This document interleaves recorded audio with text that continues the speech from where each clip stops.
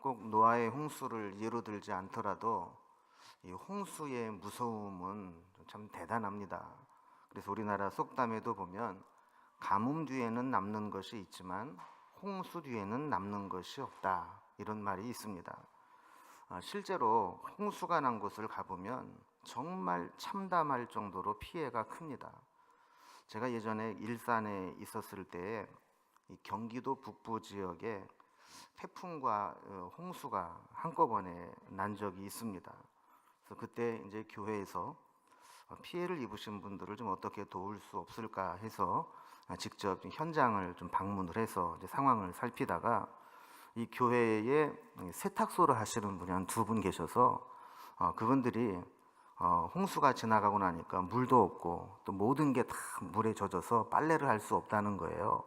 그래서 이제 그 세탁물을 수거해다가 세탁을 해서 다시 건조해서 가져다 주는 그런 일들로 봉사를 한 적이 있습니다. 근데 빨래를 수거해서 세탁물을 배달하면서 보니까 그 상황이 너무 답답합니다. 그 집과 그 농장 이런 데 막 쳐들어온 이 진흙벌들, 막 온 집안에 막 방에까지 다 이 뻘이 다 차 있는 거예요. 이거를 치워야 됩니다. 또 곳곳에 있는 게 다 쓰레기입니다. 다 못 쓰는 것들이에요. 살림살이가 뭐 거의 다 쓰레기로 버려야 될 것들입니다. 그래서 막 길 밖에다가 내놓은 것들을 보면 어마어마하게 쓰레기가 쌓여 있습니다. 여기저기에서 막 썩는 냄새가 나고, 또 당장 뭐 상수도 전기 다 끊기니까 뭐 빨래를 할 수가 없고 입을 것도 또 잠잘 곳도 없는 그런 이제 상황이죠. 그러니까 어디에서부터 어떻게 손을 대야 할지 난감할 지경입니다. 그래서 이제 이런 걸 보면 오죽하면 수마가 핥히고 지나갔다, 이 물마귀가 핥히고 지나갔다, 이렇게 표현할 정도입니다. 자, 우리는 이렇게 단 며칠만 집중호우가 내려도 감당하기 힘든 상황을 만나게 됩니다. 그런데 이 노아 시대에는 40일 동안 하늘의 창문이 열린 것처럼, 그리고 땅의 깊음의 샘들이 터진 것처럼 물이 쏟아져 나올 수 있는 곳으로는 다 쏟아져 나와서 온 지구가 완전히 폐허가 된 겁니다. 문제는 이렇게 불어난 물들이 다 사라지고 세상이 제자리로 돌아가고 원상복귀하는 일도 쉽지 않았다라는 거죠. 오늘 말씀 3절과 4절을 보면 물이 땅에서 물러가고 점점 물러가서 150일 후에 줄어들고 일곱째 달 곧 그 달 11의 날에 방주가 아라랏산에 머물렀으며 그랬습니다. 그리고 오늘 우리가 지난 시간에 살펴본 7장 10절과 11절을 보면 홍수가 시작된 게 언제라고 얘기하고 있어요? 노아가 600세 되던 해에 둘째 달 11의 날, 그러니까 2월 17일에 비가 내리기 시작한 거예요. 홍수가 나기 시작을 한 거예요. 자, 그리고 며칠 동안 비가 내렸다고 그랬어요? 40일을 밤낮으로 비가 내렸습니다. 그리고 위아래로 물이 쏟아져 내려오고, 이 홍수가 끝난 후에 물이 빠져서 나가게 된 게 5개월째 되던 해, 그러니까 150일 만에 방주가 아라랏산에 걸치게 된 겁니다. 이 150일이라고 하는 이 시간은 방주 안에 있는 자들이나 방주 밖에나 다 고통의 시간입니다. 방주 밖에는 물로 심판을 받아서 생명 있는 것들은 다 죽임을 당하고 창조 이전의 혼돈의 상태로 되돌아가 버리고 말았습니다. 그렇다고 해서 방주 안이 좋았느냐? 그럼 그것도 아니에요. 그들이 구원받기는 했지만 이 방주 안이 뭐 편안하고 행복하기만 한 곳은 아니었습니다. 여러분, 방주에 있으니까 뭐 크루즈 여행 간 것처럼 그렇게 좋은 게 아니에요. 얼마나 답답하고 얼마나 힘든 시간이었어요. 좁은 공간에서 채광도 제대로 안 되고 통풍도 잘 안 되는 곳에서 답답한 곳에 갇혀서 언제 나갈지 모르는 그 무한정 기다리며 보내야 되는 시간들을 지내야만 했습니다. 더 큰 문제는 방주에서 나간다고 해도 문제가 해결되는 게 아니에요. 아까 말씀을 드린 것처럼 대홍수가 지나가고 난 그 자리는 쓸만한 게 하나도 없습니다. 그래서 이런 난장판처럼 되어버린 이 홍수 이후의 세상에서 어떻게 새로운 삶을 시작해야 되나 하는 그런 문제가 기다리고 있는 겁니다. 여러분 한번 상상을 한번 해보세요. 지금 우리가 살고 있는 이 세상이 다 물로 뒤덮였다가 어느 순간에 물이 쫙 빠지고 났다. 그러면 어떤 상태로 남아 있을까요? 저쪽 뭐 북악산 또 인왕산 이쪽에 있는 막 흙들이 막 물들이 다 쏟아 내려와 가지고 다 집을 다 가득가득 채우고 이렇게 돼 있다 그러면 우리가 어떻게 당장 살아갈 수 있겠어요? 그러니까 비가 그친다고 해서 문제가 해결되는 것도 아니고 방주에서 나간다고 해서 이게 문제가 해결될 일도 아닙니다. 그래서 어떤 면에서 보면 방주 안에 있을 때가 오히려 더 나을 수 있습니다. 여러분 마치 아이를 이렇게 임신을 하면 여자들이 빨리 아기를 낳고 싶어 하잖아요, 그죠? 아기만 낳으면 다 해결될 것 같은데 막상 나누면 어때요? 그래도 뱃속에 있을 때가 편한 거예요. 그런 얘기를 하잖아요, 그죠?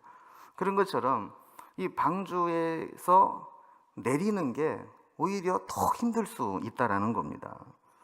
그래서 그들은 방주 안에 있을 수도 없고 나갈 수도 없는 그런 이제 상황 가운데 있었죠. 홍수 심판에서 구원을 받고 살아남기는 했지만 그럼에도 불구하고 이 바깥 세상이 방주 바깥에 있는 세상이 노아와 그의 식구들을 기다리고 있는 것은 홍수로 인해서 황폐화된 세상이었다는 겁니다. 그곳에서 어떻게 다시 시작하고 어떻게 하나님의 창조 질서와 자연 질서를 재건하고 회복시킬 것이냐, 이 큰 사명이 노아와 그의 식구들에게는 남아 있었던 거죠. 자, 이렇게 창세기 8장은 홍수 이후에 구원받은 노아가 방주에서 나오기까지 기다리는 시간과 기다리는 과정, 그리고 그가 방주에서 나왔을 때 어떻게 다시 살아가야 될 것인가 하는 내용을 담고 있습니다. 그 중에서 오늘 우리가 살펴보는 본문은 홍수가 끝나고 방주에서 나오기까지 오랜 시간 동안 방주 안에 머무르면서 이 기다리는 노아의 모습을 살펴보게 됩니다. 첫 번째로 이렇게 살펴볼 것은 하나님이 그 모든 상황을 기억하고 계셨다는 거예요. 그래서 1절 말씀을 우리가 보면 하나님이 노아와 그와 함께 방주에 있는 모든 들짐승과 가축을 기억하사 하나님이 바람을 땅 위에 불게 하심에 물이 줄어들었고 그랬습니다. 여러분 여기서 제일 중요한 단어가 뭐 같아요? 기억하사. 여러분이 기억하사라는 말이 예전 번역에는 권념하사 이렇게 되어 있습니다. 이 권념하다라는 말은 돌아보아 생각한다라는 뜻이에요. 자, 그런데 이 권념하다라는 말, 기억하다라는 말의 히브리 원어는 자카르라는 말을 쓰는데 이 자카르라는 말은 평상시에는 잊어버리고 살다가 어떤 계기가 되어서 갑자기 잊고 살았던 기억이 되살아나는 것을 말하는 게 아니라 항상 그 마음속에 깊이 새기고 늘 생각하고 있는 것을 의미하는 단어입니다. 그래서 성경에서 하나님이 내가 너희를 기억하노라, 또 이스라엘 백성들이 하나님께 하나님 우리를 기억하소서라고 했을 때 표현하는 이 기억하다라는 자카르는 한순간도 잊지 않고 늘 마음속에 깊이 새기고 관심을 가지고 있다라는 의미를 가지고 있습니다. 여러분 우리가 어떤 어려움을 당하고 하나님께 기도할 때 아무런 변화가 보이지 않고 어려움은 계속될 때 답답합니다. 그리고 신앙적으로 두려움이 몰려올 때가 있습니다. 혹시 이렇게 고생만 하고 어려움만 당하다가 이렇게 끝내 망하고 마는 것은 아닌가? 하나님이 정말 나를 돌아보지 않으시고 그냥 이 방치해 두시다가 나 혼자 견디다 못해 쓰러지는 것은 아닌가? 이런 생각이 들 때가 있다는 겁니다. 그러나 성경은 곳곳에서 우리에게 말씀합니다. 하나님은 하나님의 백성을 절대 잊지 않으십니다. 권념하시고 기억하시고 항상 그 마음에 새겨두고 계십니다. 그리고 때가 되면 하나님은 반드시 구원해 주십니다. 출애굽기 2장 24절과 25절을 보면 애굽에서 바로의 압제에 고통당하고 있던 자들을 향해 하나님께서 이렇게 말씀합니다. 하나님이 그들의 고통 소리를 들으시고 하나님이 아브라함과 이삭과 야곱에게 세운 그의 언약을 기억하사 하나님이 이스라엘 자손을 돌을 보셨고 하나님이 그들을 기억하셨더라. 계속해서 기억하셨고 기억하셨더라 그랬어요. 반복되는 말이 하나님이 그들을 기억하셨다는 거예요. 이스라엘 백성들이 바로의 압제에 극심한 고통을 당하고 있을 때 하나님은 한순간도 잊지 않으시고 그들을 기억하고 계셨고 그들을 지켜보고 계셨고 그들을 마음속에 새기고 있었다는 겁니다. 자, 이것이 어떤 모습으로 나타나느냐, 조금 더 상세하게 출애굽기 3장 7절과 8절에 보면 하나님이 기억하셨다는 것을 이렇게 표현합니다. 여호와께서 이르시되 내가 애굽에 있는 내 백성의 고통을 분명히 보고 그들이 그들의 감독자로 말미암아 부르짖음을 듣고 그 근심을 알고 내가 내려가서 그들을 애굽인의 손에서 건져내고 그들을 그 땅에서 인도하여. 여기 보면 하나님의 기억하신다는 것이 여러 가지 사랑의 액션으로 표현되는데 특별히 그 사랑은 생각으로만 가지고 계신 것이 아니라 행동으로 나타납니다. 그래서 다 동사로 나타나요. 자, 이 동사들 보면 어떤 동사들이 있어요? 내 백성의 고통을 보고 부르짖음을 듣고 근심을 알고 그들에게 내려가서 그들을 애굽인의 손에서 건져내고 그들을 그 땅에서 인도하여 내리라. 이것이 우리를 기억하시는 하나님의 사랑의 액션입니다. 우리는 하나님을 잊을지 몰라도 하나님은 우리를 기억하고 계십니다. 우리의 인내가 바닥을 드러내고 한계에 달해서 더 이상 못 견딜 상황이 되어도 하나님은 우리를 기억하고 계십니다. 여러분, 성경에 자세한 상황이 기록되어 있지는 않지만 1절 말씀을 다시 보면 하나님이 노아와 그와 함께 방주에 있는 모든 들짐승과 가축을 기억하사 그랬어요. 자, 이 말은 방주 안에 있는 노아와 노아의 식구들과 또 방주에 타고 있는 여러 짐승들, 이러한 짐승들이 방주 안에서 더 이상 견디기 힘든 상황을 맞이하게 되었다라는 겁니다. 여러분, 지난 시간에도 말씀을 드렸지만 이 어마어마한 숫자의 온갖 짐승들이 방주 안에서 지낼 수 있었던 이유 중에 하나는 하나님께서 그들에게 겨울잠과 같이 깊은 잠을 재워서 가능하게 했을 것으로 봅니다. 그런데 잠을 자는 것도 한계가 있는 거지 뭐 몇 년씩 잠을 잘 수는 없잖아요. 겨울잠이라는 게 겨울 몇 달 이렇게 보내는 거지 그렇게 계속해서 잠을 잘 수는 없다고요. 언젠가는 그들이 겨울잠에서 깨어나게 될 겁니다. 그리고 만약에 저들이 겨울잠에서 깨어나면 그 안에 어떤 문제가 생겨날까요? 야생에서 지 맘대로 뛰고 놀던 놈들이 깨어나면 그 좁은 데 갇혀가지고 가만히 있겠어요? 또 깨면은 뭐 해야 돼요? 먹어야 돼요. 또 먹으면 뭐 해야 돼요? 싸야 돼요. 그러면 그 좁은 공간에서 먹는 것도 별로 없고 먹는 족족 싸버리고 그리고 소, 닭, 개, 돼지 이를 포함해서 모든 것들이 울기 시작하면 제정신으로 버틸 수 있는 사람이 없어요. 여러분, 이렇게 다 밀폐된 공간에서 온갖 짐승들이 한꺼번에 막 울어봐요. 스트레스 받고 뭐 그럴 때는 이제 보청기 끼신 분들은 좋죠. 빼버리면 되니까. 그런데 이제 이 귀가 잘 들리는 사람은 이게 뭐 견디지를 못하는 거예요. 그래서 이 방주 안에서 견딜 수 있는 상황이 못 되는 겁니다.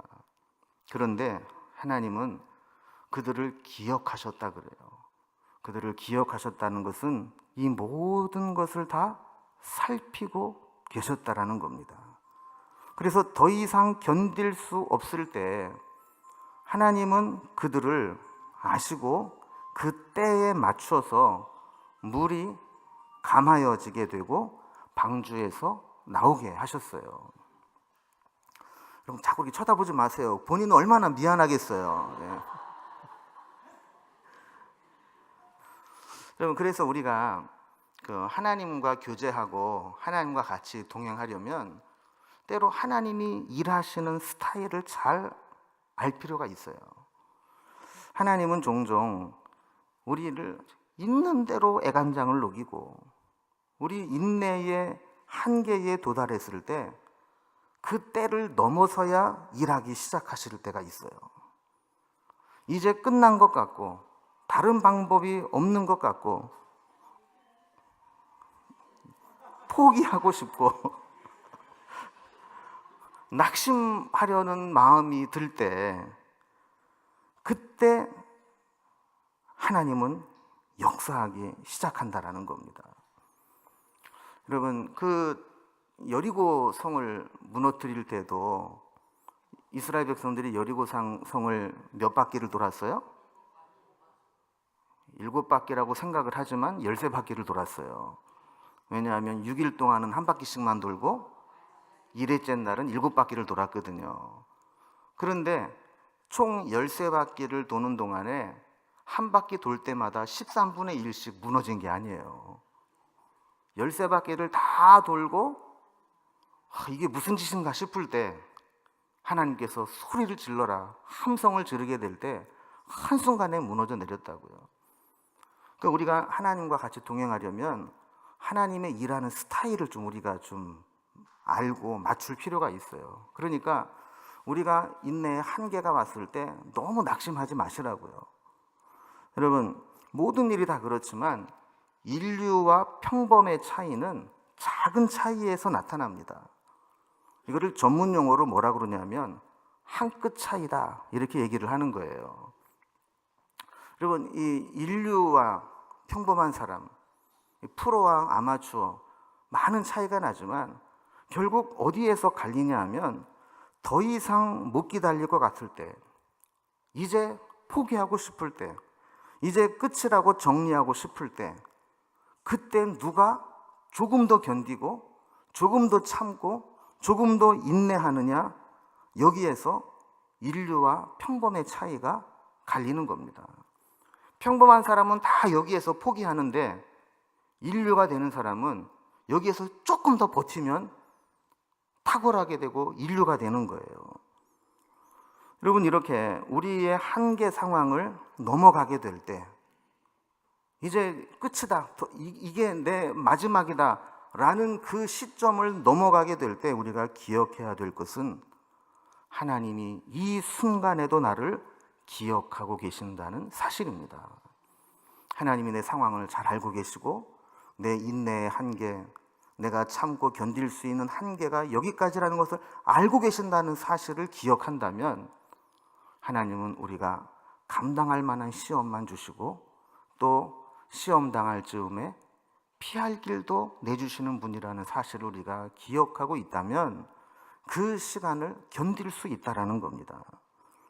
여러분 이 시기가 내 한계를 막 넘어서는 그 순간이 우리에게는 정말 중요한 시기입니다. 영적으로도 정말 중요한 시기입니다. 이때 우리가 하나님의 은혜를 받아야 될 때고, 이때 우리가 하나님의 음성을 들어야 될 때고, 이때가 우리가 하나님 앞에 기도함으로 매달리면서 버텨야 될 때입니다. 이때를 견뎌내고 버텨내면 하나님의 역사하심, 하나님의 개입하심을 보게 됩니다. 그러나 그때를 버티지 못하고 포기해버리면 지금까지 기다리고 고생하며 견뎌온 것이 다 허사가 되어버리고 맙니다. 그래서 우리가 평상시에도 늘 하나님을 기억하고 하나님이 우리를 기억하고 계신다는 사실을 믿어야 되지만 특별히 내 한계에 도달했을 때 그때는 더욱더 하나님이 나를 기억하고 계시다라는 사실을 기억하고 붙잡아야 됩니다. 자, 그 다음에 보면 하나님은 우리를 기억하실 뿐만 아니라 우리의 한계를 넘어서 지나가게 될 때 개입하시는 분이라 그랬어요. 1절 중간부터 보면 하나님이 방주 안에 있는 노아와 그의 들짐승들과 모든 생물들을 기억하실 때 하나님이 어떻게 개입하시고 어떻게 홍수가 난 이 세상 가운데에서 일하시는가가 기록되어 있어요. 크게 두 가지를 얘기하는데, 하나는 바람을 땅 위에 불게 하심에 물이 줄어들었다 그랬어요. 이 바람을 불게 했다는 것은 어떤 의미일까요?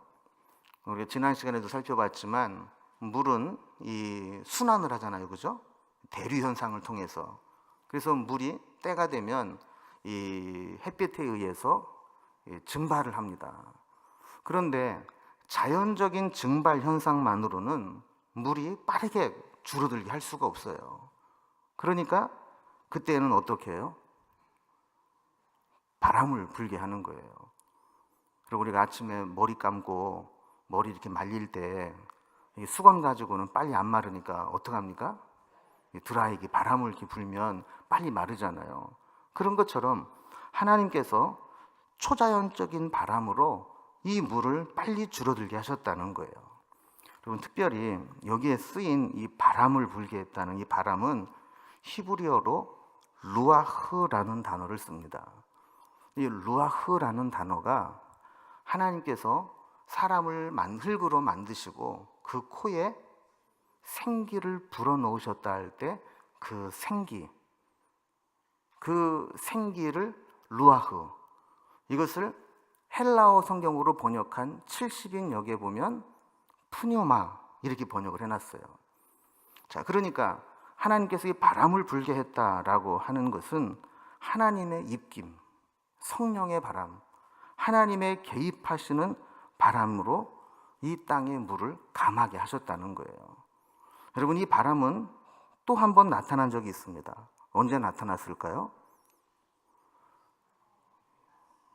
이스라엘 백성들이 홍해 앞에 섰을 때, 그죠? 앞에는 홍해가 있고 뒤에는 바로의 군대가 쫓아올 때, 그리고 우리 생각에는 모세가 손을 들고 기도하니까 촤촤촤촤촤 하면서 홍해가 갈라진 것처럼 보이지만 성경을 잘 읽어보면 하나님께서 밤새도록 바람을 불어서 이 바다를 가르셨다 그랬어요. 자, 그러니까 이렇게 하나님의 이 바람이 불어서 물을 감하게 하셨다는 겁니다.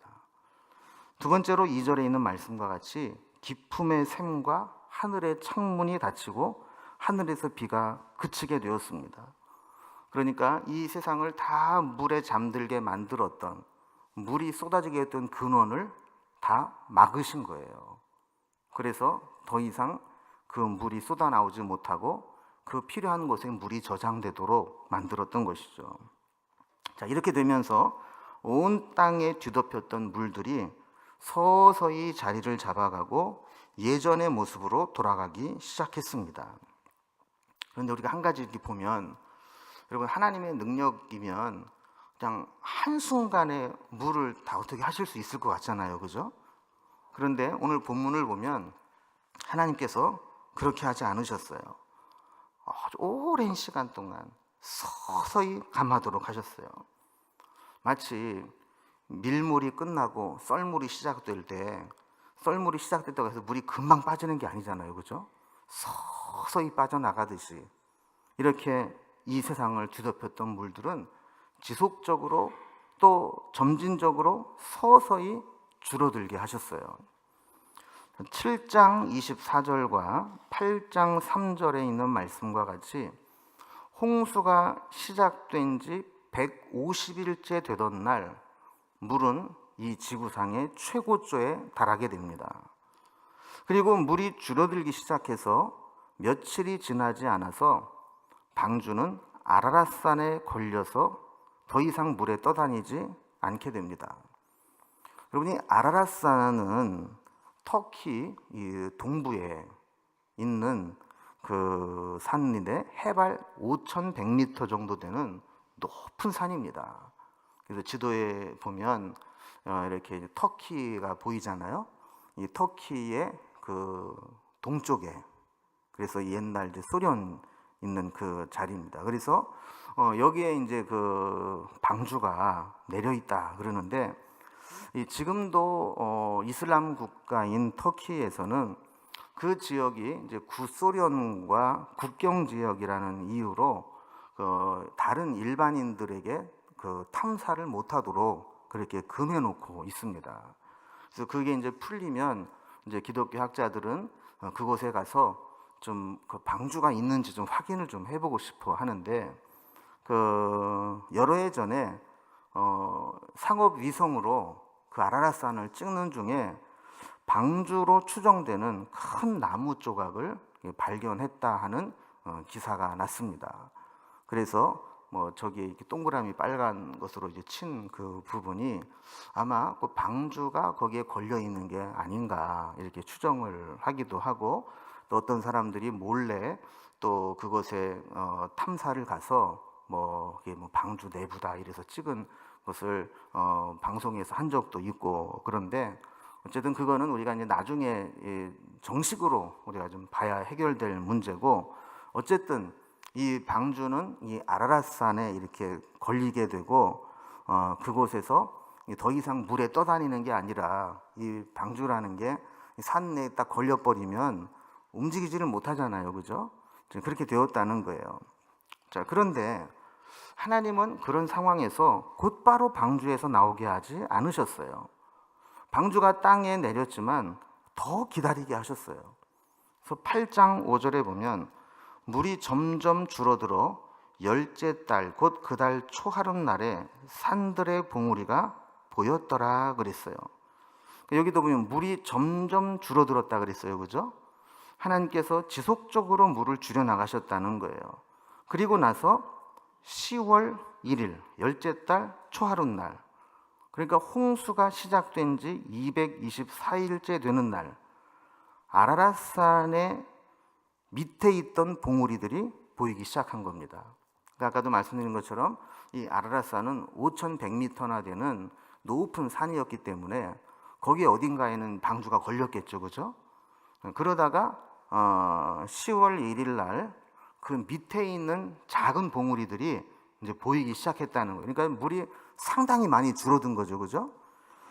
자, 노아는 그렇게 다른 봉우리들이 보인 후에도 40일이 지난 후에야 방주에서 나가도 될지를 시험했습니다. 그래서 6절과 7절을 보면 40일이 지나서 노아가 그 방주에 낸 창문을 열고 까마귀를 내놓음에 까마귀가 물이 땅에서 마르기까지 날아 왕래하였더라 그랬어요. 자, 이거를 보면 까마귀가 왕래했다라는 얘기는 방주 주변을 계속 돌았다는 거예요.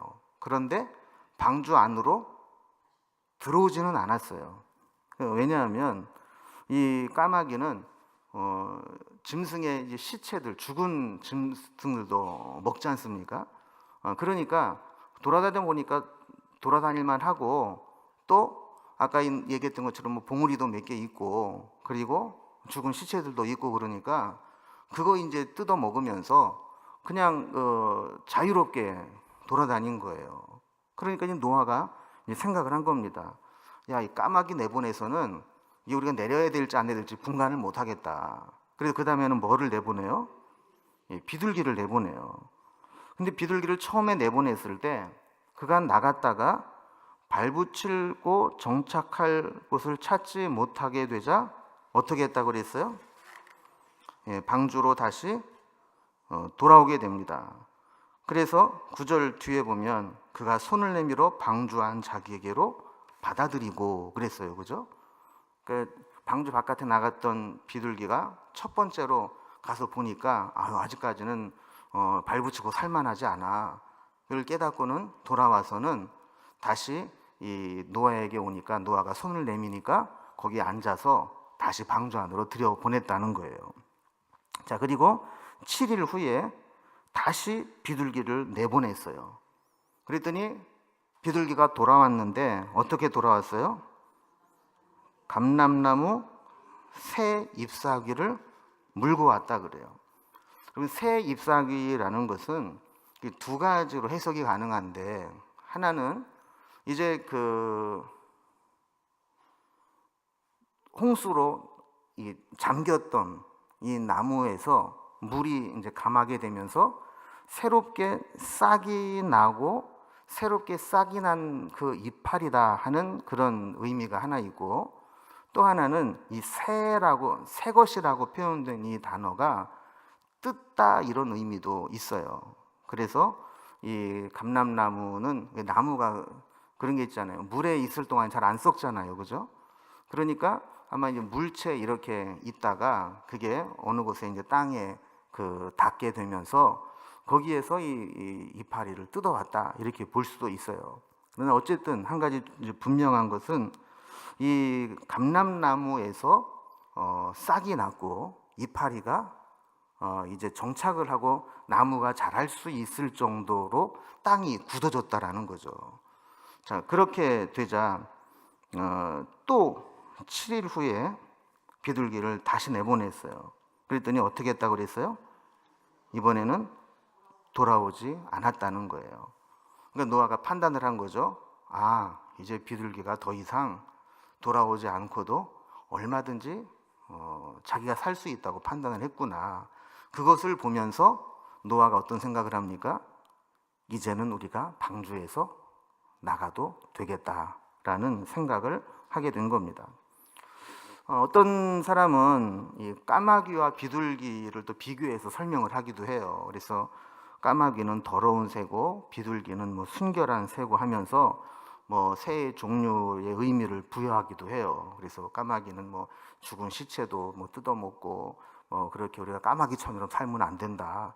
뭐 비둘기처럼 순결하게 살아야 된다. 뭐 이런 얘기도 하는데, 뭐 제가 볼 때는 그거는 우리가 그냥 한 번쯤 듣고 아 그럴 수 있구나 이렇게 넘어가면 될 것 같고, 중요한 것은 13절 말씀을 보면 601년 첫째 달 곧 그 달 초하룻 날에 땅 위에서 물이 거친지라 노아가 방주 뚜껑을 제치고 본즉 지면에서 물이 거쳤더니 그랬어요.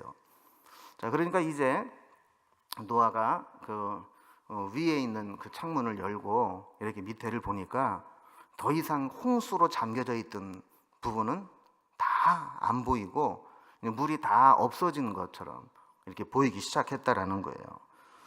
그러니까 드디어 이제 홍수가 일어난 지 314일째 되는 날 물이 거치고 마르게 된 겁니다. 14절에 보면 2월 27일에 땅이 다 말랐다 그래요. 그러니까 2월 27일은 홍수가 시작된 지 370일째 되는 날입니다. 그러니까 방주가 아라랏산에 머무르게 된 지 280일째 되는, 220일째 되는 날, 또 물이 완전히 거친 것을 확인한 지 57일이 되는 날, 드디어 땅에 내려도 될 정도로 땅이 마르고 굳게 되었다는 것이죠. 자, 우리는 여기에서 아까도 제가 얼핏 그런 문제 제기를 했듯이 왜 하나님께서 곧바로 노아와 방주에 있는 짐승들을 방주에서 내리게 하지 않으시고 오랜 시간 동안 기다리게 하셨을까? 여기에는 노아가 이 기다림의 시간을 통해서 배워야 할 것이 있었기 때문이라는 겁니다. 여러분, 비가 그치고 물이 줄어들었다고 해서 바로 방주에서 내려가면 엄청난 혼란을 겪게 됩니다. 우리 생각에는 아까도 말씀드린 것처럼 이 방주 안이 뭐 그리 좋겠어요. 이제 웬만하면 나가고 싶겠죠. 그런데 잘못 나갔다가는 오히려 더 혼란스럽습니다. 아직도 땅은 굳지 않고 온 땅은 물 반, 구덩이 반 이렇게 돼서 어디에 빠져서 어떻게 헤맬지도 모르고 이런 상황이 된다는 거죠. 그래서 하나님은 노아가 방주에서 내려도 생활하기에 조금도 어려움이 없을 때까지 기다리게 훈련시키신 겁니다. 노아는 기다리면서 무의미하게 세월만 보낸 것이 아니고 주변 상황을 보면서 하나님께서 나가게 하시는 때가 언제인가를 분별하도록 했습니다. 여러분, 우리도 마찬가지입니다. 하나님의 때를 기다리면서 하나님과 교제하며 우리가 할 수 있는 최선의 것들을 준비해 놓는 것이 지혜로운 사람입니다. 여러분, 기다림은 기회입니다. 어떤 사람은 원치 않게 감옥에서 시간을 보내야 될 때도 있고, 또 세상에서 자기를 드러내지 못하고 이 은둔의 시간을 보내야 하기도 합니다. 때로는 질병으로 인해서 병원 신세를 오랫동안 져야 되기도 하고, 때로는 사업이 망해서 아무것도 할 수 없는 그런 시간을 보내기도 합니다. 그리고 때로는 다른 사람에게 피해를 입히고 죽은 듯이 보내야 될 때도 있습니다. 자, 이러한 시간들이 세상적인 관점으로 본다면 그 시간은 아주 비참한 시간이고 아주 초라한 시간이고 실패한 시간처럼 보입니다. 그러나 영적으로는 그 시간이 우리에게 무조건 손해가 되거나 무익한 시간만은 아닙니다. 이러한 시간들은 우리가 하나님을 만날 수 있는 기회가 됩니다. 하나님이 하실 일을 바라보며 인내하고 기다리는 법을 배우는 기회가 됩니다. 이를 조급하게 하거나 서두르지 않고 기도보다 성령보다 앞서지 않는 방법들을 배우게 됩니다. 내가 하고 싶을 때 내 방법대로 하는 것이 결코 유익하지 않고 하나님이 허락하신 때에 하나님의 방법을 기다리는 것이 필요하다는 것을 절실하게 깨닫는 기회가 됩니다. 노아가 방주 안에서 며칠을 머물렀다고요? 들어갈 때부터 나올 때까지 약 370여일을 기다리게 됩니다. 그 기간 동안 방주 안에서 노아가 할 수 있는 일은 하나님의 때를 기다리고 기다리는 것밖에는 없었습니다.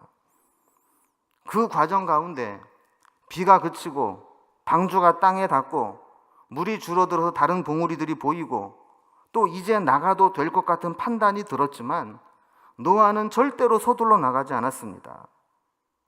기도하면서 하나님께서 나가도 된다라고 하는 사인을 보여주시기 전까지 그는 무작정 기다리고 또 기다리고 참고 견디며 그 시간들을 보냈습니다.